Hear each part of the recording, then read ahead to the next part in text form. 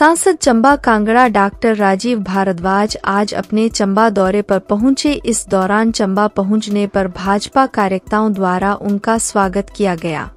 इस दौरान उन्होंने चंबा में लोगों की समस्याएं सुनी और वह कार्यकर्ताओं से मिले। वहीं इस दौरान उन्होंने विभाजन विभीषिका दिवस के तहत आयोजित कार्यक्रम में भाग लिया। वहीं सांसद चंबा कांगड़ा द्वारा इस दौरान जवाहर नवोदय विद्यालय का भी दौरा किया गया। उनके द्वारा इस दौरान नवोदय विद्यालय में सुविधाओं का जायजा लिया गया। आज चंबा प्रवास में मैं एक तो हमारी पार्टी की ओर से एक विभाजन विभीषिका दिवस हम 14 अगस्त को मनाते हैं, उसके विषय में मुख्य वक्ता के रूप में पार्टी ने मेरी ड्यूटी लगाई, इस नाते मैं आया हूँ। और एक मेरा सरकारी कार्यक्रम भी है, ये जो आपका जवाहर नवोदय विद्यालय है उसकी आज मैंने इंस्पेक्शन भी रखी है, ताकि वहाँ के स्टाफ से, वहाँ के प्रिंसिपल से और वहाँ के जो बच्चे हैं उनसे मिलकर और क्या क्या सुविधाएं वहाँ पर है और क्या क्या कमियां हैं उन सब की मॉनिटरिंग करके, ताकि इस क्षेत्र का एक ही स्कूल है और ये केंद्रीय योजनाओं के द्वारा बनाया गया स्कूल है, और इसके लिए मैं फिर वहाँ जाकर वहाँ क्या क्या सुविधाएं हैं और क्या सुविधाओं की कमी है इस विषय में जाके उनसे बातचीत करेंगे, देखेंगे और जो कमियां होंगी उनको दिल्ली माननीय शिक्षा मंत्री जी के साथ उठाएंगे। इस नाते आज मेरा चंबा का दौरा। अभी हाल ही में आपने उत्तर हिमाचल के लोगों वहाँ उठाया है क्या? आज इस बार मुझे बड़ा सौभाग्य प्राप्त हुआ कि एक फर्स्ट टाइमर एमपी होने के नाते मुझे लोकसभा में प्रश्नकाल में भी, शून्यकाल में भी और नियम 377 के तहत भी करीब करीब मुझे 5 या 6 बार लोकसभा में बोलने का सौभाग्य प्राप्त हुआ। और उन सभी नियमों के तहत मैंने सांसद होने के नाते, कांगड़ा चंबा के सांसद होने के नाते, कांगड़ा के विषय में भी और विशेषकर चंबा के विषय में मैंने बड़ी ज़ोरदार शब्दों से बात उठाई है। मैंने वो बात उठाई कि चंबा के बाथरी नामक स्थान पर एक ट्रॉमा सेंटर की बहुत आवश्यकता है, क्योंकि ये क्षेत्र दुर्गम क्षेत्र है, दूर दराज का क्षेत्र है और ज़िला चंबा में डलहौजी, खजियार और चंबा जैसा ऐतिहासिक शहर है। सैलानी यहाँ आते हैं, दूर दूर से सैलानी यहाँ आते हैं और दुर्गम रास्तों के कारण दुर्घटना की संभावनाएं बनी रहती हैं। तो इस नाते यदि ऐसी कोई अनहोनी हो जाए तो पंजाब की तरफ जाना पड़ता है, इतनी दूर जाना पड़ता है। इस नाते मैंने ये आवाज़ उठाई थी कि कम से कम चंबा नेशनल हाईवे के साथ बाथरी नाम के स्थान पर एक ट्रॉमा सेंटर खोला जाए, और मैंने आवाज़ उठाई है। और आपके इस क्षेत्र के लिए सबसे बड़ी आवाज़ उठाई है कि चंबा एक अलग सा क्षेत्र है।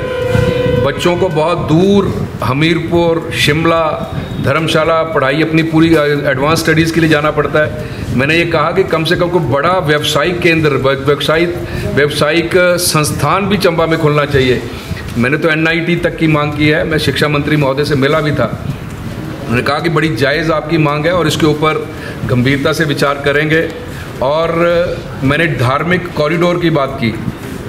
चंबा जैसा ऐतिहासिक शहर, चंबा का रुमाल, चंबा का थाल और चंबा का ऐतिहासिक लक्ष्मी नारायण भगवान का मंदिर, इस नाते एक ऐसा कॉरिडोर कांगड़ा से चल के चंबा और वहाँ से साच पास से लाहौल स्पीति और मनाली तक एक ऐसा धार्मिक कॉरिडोर बनाया जाए, इसकी बात मैंने बड़ी मजबूती से ये मांग रखी है। ये सब मेरे क्षेत्र की जो कुछ बातें थी इनके लिए मैंने कोशिश की है। चुराह के लिए पिछड़ा क्षेत्र है और रिजर्व कंस्टिट्यूंसी है, वहाँ के लिए केंद्रीय विद्यालय की भी मांग रखी गई है। तो ये सब बातें बड़ी मजबूती से उठाने का कोशिश भी की है। और मैं तो कहता हूँ कि ये तो आगाज़ है, आप आके देखिए अंजाम क्या होता है। अगले लोकसभा का जो सत्र चलेगा उसमें बड़ी मजबूती से, और जो जो विषय मैंने रखे हैं लोकसभा में, अब मैंने ये निर्णय किया है कि मैं जाकर जो जो विषय जिस मंत्रालय के संबंधित हैं उन मंत्रियों से समय लेके उनसे मिलकर उन विषयों पर गंभीरता से विचार भी किया जाए और उनकी हमारी ये जो मांग है कांगड़ा चंबा लोकसभा क्षेत्र के लिए वो कैसे पूरी हो, उस विषय में उनके साथ चर्चा भी की जाए। बहुत दूर है सर चंबा, सुरंग की मांग बहुत पुरानी है और चंबा से शिमला जाना हो तो 18 घंटे लगते हैं, तो इस विषय में क्या? नहीं, उसके विषय में भी मैंने कहा कि ये जो मैंने समय लिया है हमारे भूतल परिवहन मंत्री आदरणीय नितिन गडकरी जी से, लेकिन थोड़ी परिस्थिति ये होगी कि मुझे जम्मू कश्मीर के चुनाव के लिए मेरी ड्यूटी वहाँ लगा दी गई है, तो अब सितंबर तक तो मुझे वहीं रहना पड़ेगा।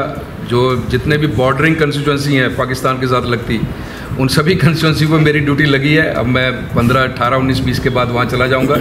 जैसे ही सितंबर में चुनाव समाप्त होते हैं, मैं सभी मंत्रालयों से मंत्रियों से समय लेकर उनके साथ बात रखूँगा, लेकिन उनसे मिलने से पहले जो हमारे क्षेत्र के जो वरिष्ठ नेता हैं, हमारे विधायक हैं, पार्टी के जो वरिष्ठ नेता हैं चंबा के भी और कांगड़ा के भी, उन सब के साथ मिलकर बैठकर उनके मार्गदर्शन लेकर, और मेरी तो ये कोशिश रहेगी कि जिस मंत्रालय में हम लोग जाएंगे तो हमारे इस क्षेत्र के, हमारी पार्लियामेंट्री के जितने विधायक हैं और जितने हमारे वरिष्ठ कार्यकर्ता हैं पार्टी के, उन सबको साथ लेकर हम जाके मंत्री लोगों से मिलेंगे, ताकि जो मांगें उठाई गई हैं उनके ऊपर मजबूती से एक्शन भी होना शुरू हो जाए। यहाँ के लोकगीत, यहाँ के संस्कृति और यहाँ का विश्व विख्यात मिंजर का मेला, लेकिन कनेक्टिविटी के अभाव से मुझे लगता है कि जो श्रद्धालु और जो सैलानी यहाँ इन समय पे पहुँचने चाहिए नहीं पहुँच पाते हैं। मैंने रेल की बात की है, international destination Dalhousie, international destination Khajjiar, लेकिन हम लोग अभी तक उसको जोड़ नहीं पाए रेलवे से। तो मैंने ये मांग रखी है वहाँ बड़ी ज़ोरदार, मंत्री महोदय से मिलेंगे। मैंने तो मांग रखी है डलहौजी से काला टोप तक वहाँ रोप वे का लगाने की कोशिश करनी चाहिए, ताकि पर्यावरण का भी नुकसान ना हो, इकोलॉजिकल बैलेंस भी रहे और पर्यटकों को सुविधा भी मिले। क्योंकि अब का जो ज़माना है, इस ज़माने में जितनी अधिक सुविधा आप पर्यटकों को देंगे, पर्यटक तब वहाँ आपके पास पहुँचेगा। अगर कनेक्टिविटी नहीं हम दे पाएंगे तो पर्यटक कहाँ से आएगा?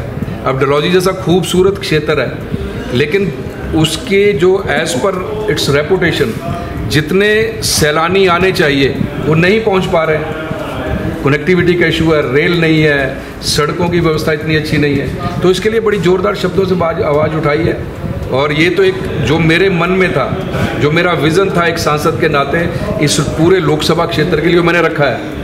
अब इस विज़न की और मजबूती से कैसे बढ़ना है, इसके लिए यहाँ के जो हमारे विधायक हैं उनके साथ बैठकर उनका मार्गदर्शन लेकर, जो हमारे प्रमुख कार्यकर्ता हैं पार्टी के नेता लोग हैं उनके साथ बैठकर, इनको सबको साथ लेकर संबंधित विभाग के मंत्री से मिलकर अपनी मांग को जोरदार उठाना, ये हमारा अगले चरण है।